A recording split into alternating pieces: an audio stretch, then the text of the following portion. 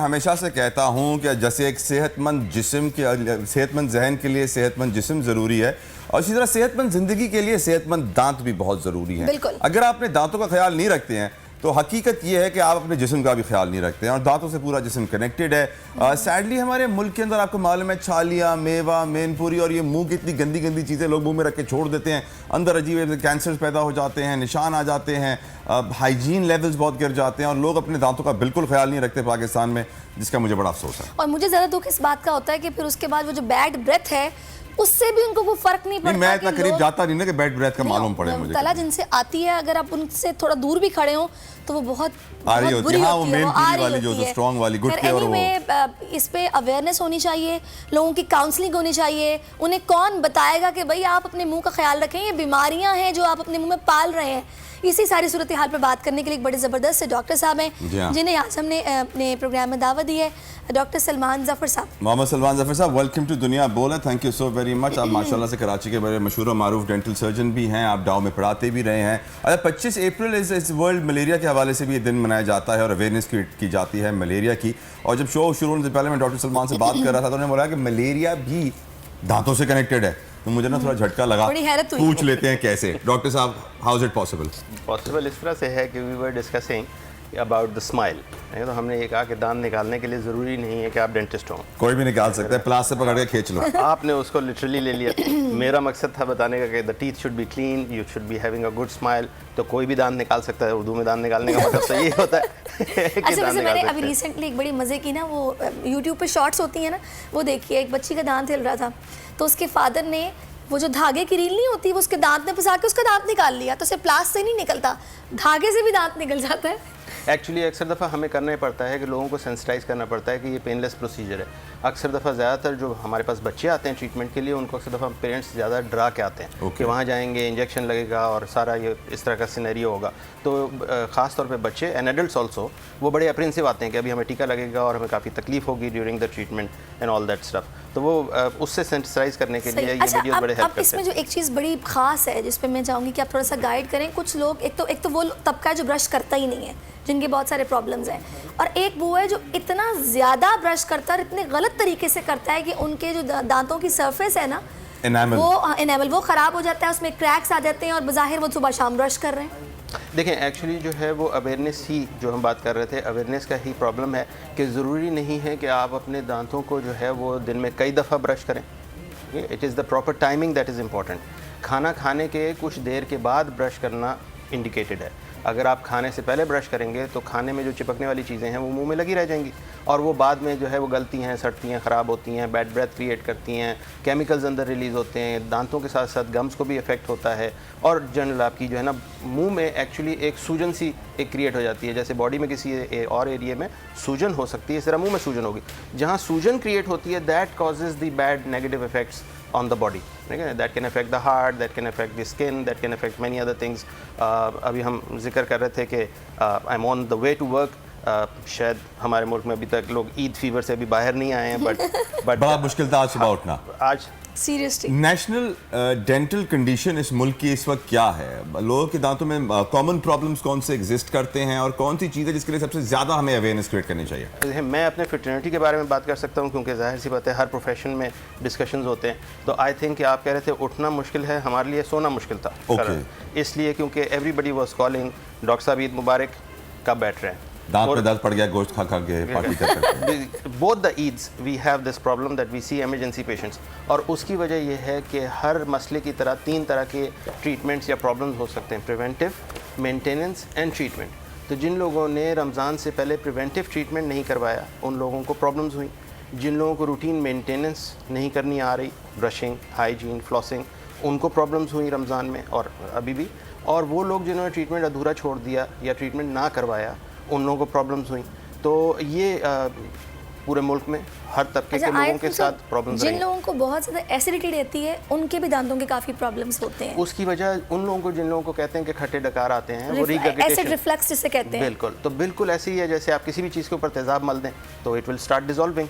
इसी तरीके से दांत जो हैं वो they have this polished surface, वो अंदर की साइड के ऊपर, बाहर की साइड से शायद नहीं नज़र आएगा बट अंदर की साइड के ऊपर, क्योंकि वो एसिड ज़्यादा अंदर आके अंदर की जो दांतों की सरफेस है उसको अफेक्ट करता है। हमारा मकसद ये है कि लोगों में अवेयरनेस पैदा होना। दो चीज़ें जो कि मैं चाहूँगी कि आप जिनका जवाब दीजिए, एक तो ये कि हमें अपना ये जो ब्रश है, टीथ ब्रश, ये हमें कितने अरसे के बाद चेंज करना चाहिए, भले वो ख़राब है या नहीं है। बाज़ औक़ात तो ब्रश की शक्ल बता देती है ना कि ख़राब हो गया है, ये मुझे बताएगा कब चेंज करना चाहिए। Medium hard, how do we decide कि कौन सा ब्रश यूज़ करें? और दूसरा ये स्केलिंग जो कुछ लोग अक्सर कराते रहते हैं कि उनके गम्स ख़राब हो जाते हैं, वो हमें कब करानी चाहिए? अच्छा देखिए, इसमें यह है कि मैं अक्सर दफ़ा लोगों को समझाने के लिए जिक्र करता हूँ कि पहले हर मेडिसिन का जब ऐड आता था तो उसके साथ नीचे लिखा हुआ होता था कि अगर आपकी तकलीफ़ की अलामत या बरकरार रहें तो आप अपने डॉक्टर से या मॉलेज से मशवरा करें।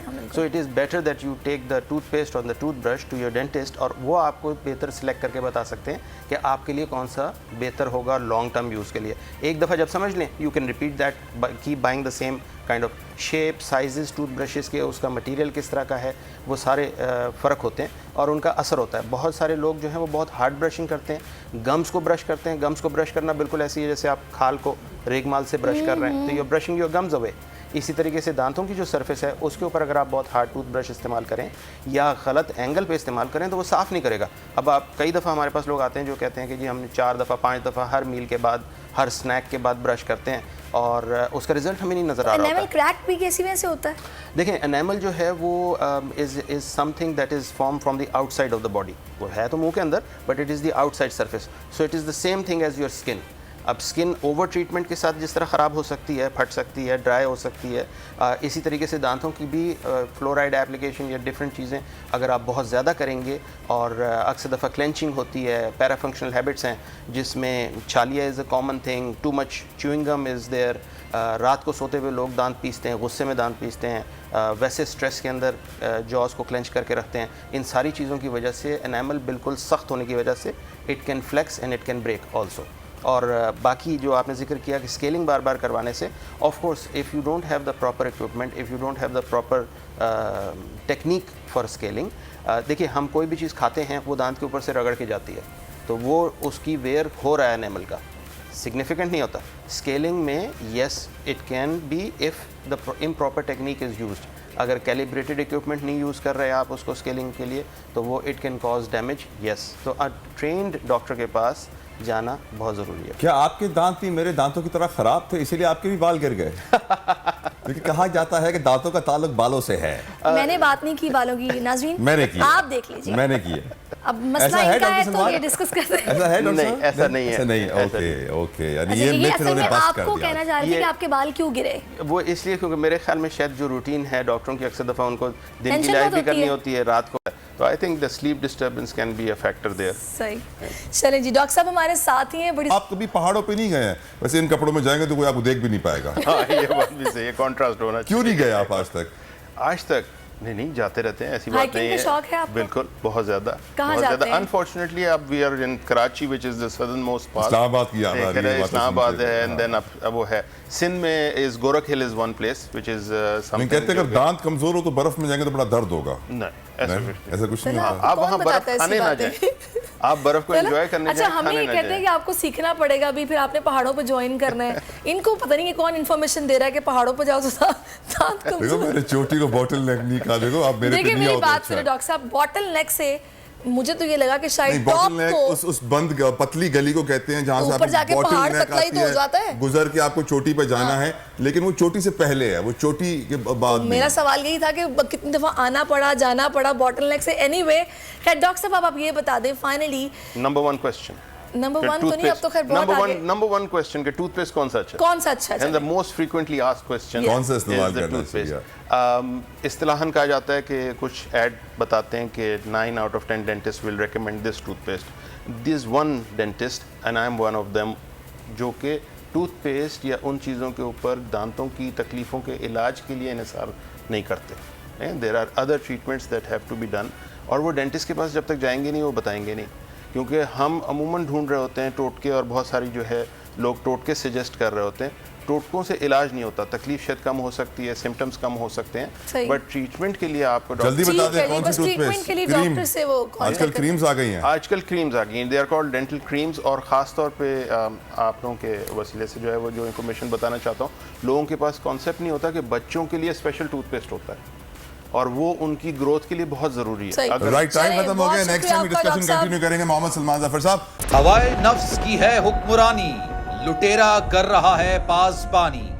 بول نیوز کے مارکیٹنگ ہیڈ آکاش رام تاحال لاپتہ, تفتیشی ادارے جواب دینے سے قاصر. اہل خانہ پریشان, بیٹے کی جدائی میں ماں غم سے نڈھال. جو بچو ہندو پر آئے تھے جو کو پاکستانی, مجھے مہربانی کرے پنجو آکاش واپس کयो. حکومت سے بے قصور اور محب وطن بیٹے کی بازیابی کے لیے فریاد. آکاش رام کے اغوا کے خلاف اہل خانہ کی جانب سے سپریم کورٹ میں درخواست دائر. سپریم کورٹ کے چیف جسٹس عمر عطا بندیا سے آکاش رام کے اہل خانہ کی جلد سماعت کی استدعا. سمیع ابراہیم اور صدیق جان کی سپریم کورٹ کے باہر اہم پریس کانفرنس. ہمارے پاس اور کوئی آپشن نہیں رہا. ان کی فیملی بھی یہ بات کہہ رہی ہے کہ ہمیں یہاں پہ پارلیمنٹ اور سپریم کورٹ کے سامنے احتجاجی کیمپ لگا کے بیٹھنا چاہیے. چیف جسٹس پاکستان سے استدعا کر رہے ہیں کہ اس پیٹیشن کو لگائیں اور جواب لیں ان اغواکاروں سے. مشکل کی اس گھڑی میں عالمی میڈیا نے بھی اٹھائی آواز. CNN, آج تک, انڈیا ٹوڈے, ٹائمز ناؤ سمیت عالمی میڈیا نے آکاش رام کے اغوا کے خلاف دیا بول کا ساتھ. اف کیا ظلم ہے, بول انصاف کا منتظر.